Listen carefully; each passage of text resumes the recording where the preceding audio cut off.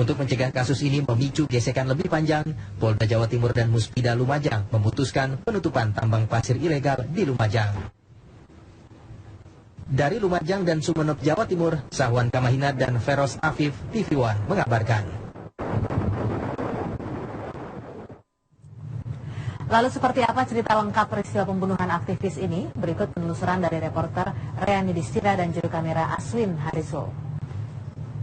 Ya, pemirsa, saat ini kami berada di areal Balai Desa Selok Awar-Awar Pasirian, Kabupaten Lumajang untuk menggali informasi lebih dalam bagaimana sebetulnya proses penganiayaan yang dilakukan oleh sekelompok orang terhadap beberapa aktivis yang anti ataupun kontra terhadap eksploitasi tambang pasir di wilayah Selok Awar-Awar ini.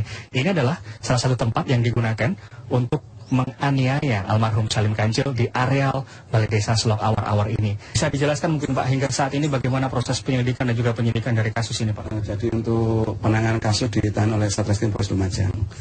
Tentang penyidikan dan penyidikan kami serahkan kepada Polres Lumajang atas perintah Pak Kapolres.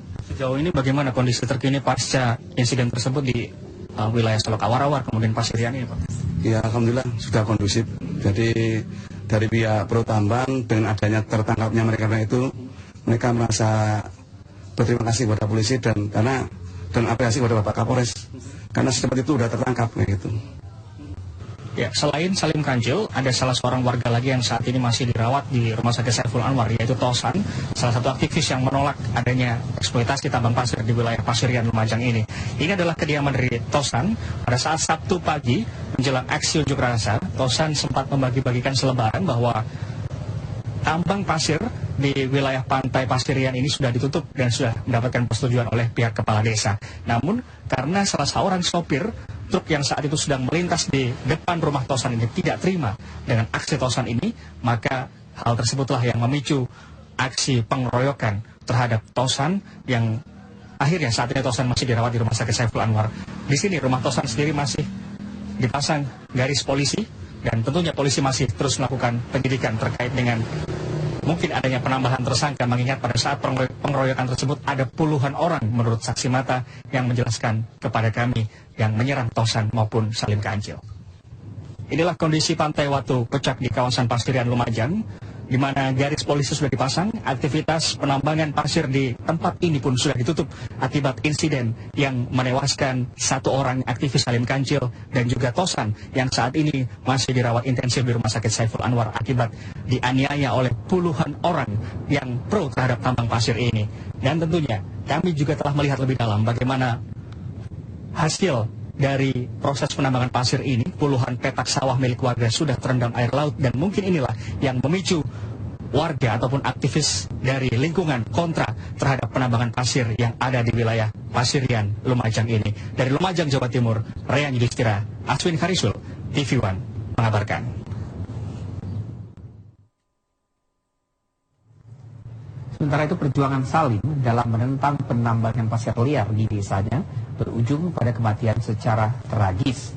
Salim yang merupakan seorang petani bukan kali ini saja berhadapan dengan para penentangnya. Salim setidaknya 3 kali nyaris dibunuh oleh sekelompok orang. Ironisnya, tindakan tersebut dituding melibatkan kepala desa. Berikut kesaksian tetangga korban.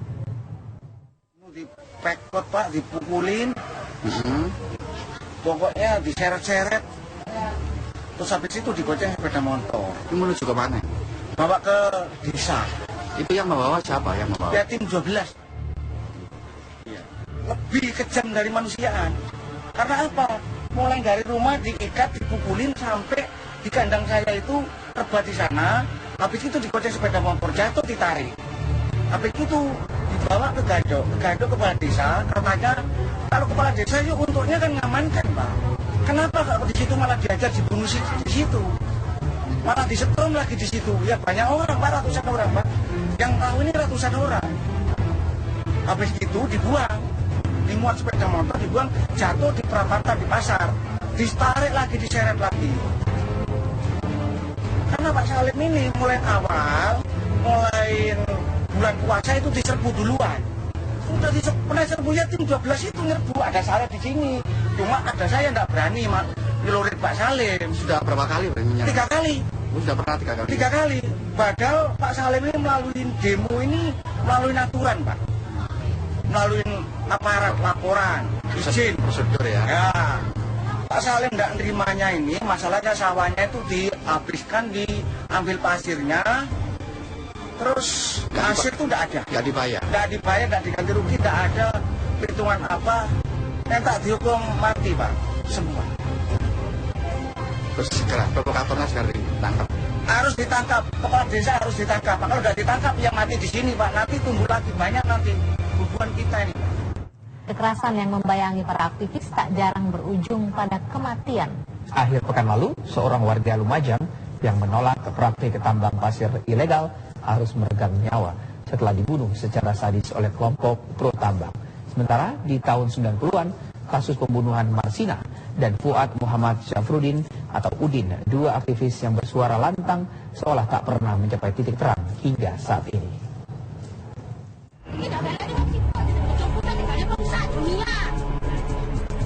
Akhir pekan lalu, Desa Selok Awar-Awar Pasirian, Lumajang, Jawa Timur digegerkan dengan penemuan sesosok mayat dengan kondisi tubuh mengenaskan.